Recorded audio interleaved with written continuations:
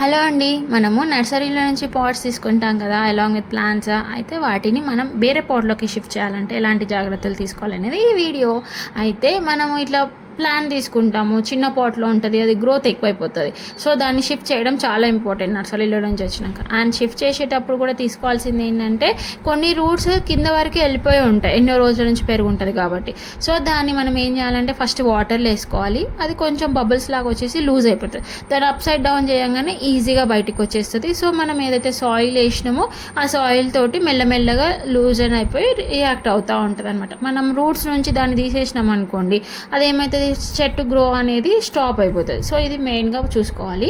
And లోపల పెడతాం మనం కాబట్టి దీనికి ఏం చేయాలి, fertiliser is the main important thing అనమాట.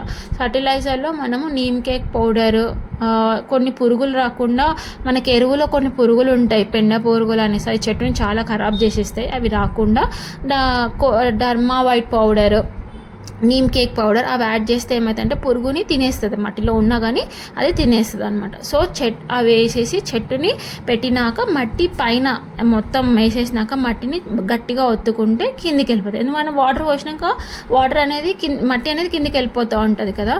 సో ఆ గ్యాప్స్ రాకుండా ఉండడానికి ఫస్ట్ మనం ప్రెషర్ పెట్టేసి ఒత్తుకుంటే రూట్స్ డిస్టర్బ్ కాకుండా మంచిగా పెరుగుతాయి అన్నమాట. సో ఇవి కొన్ని జాగ్రత్తలు తీసుకుంటే ఇండోర్ ప్లాంట్స్ కూడా మంచిగా ఈజీగా పెరిగిపోతాయి. సో కొంచెమన్నా వాటికి లైట్స్ పడేలాగా చూడండి. అంతా మనం లైట్ వేసి ఉంచలేము కాబట్టి కొంచెం సన్లైట్ పడే ప్లేస్లలో పెట్టుకుంటే ఇంటికి కూడా షో వస్తాయి. ఇలా కొన్ని మా ఇండోర్ ప్లాంట్స్ని మేము షిఫ్ట్ చేసేసాము. చూసారా, ఇవి అవి ఎక్కడ ప్లేస్ చేస్తాము ఏంది అనేది నేను తర్వాత వీడియోలో పెడతాను. నచ్చితే లైక్ చేయండి, యూస్ఫుల్ అయితే మీరు కూడా చేసి చూసుకోండి.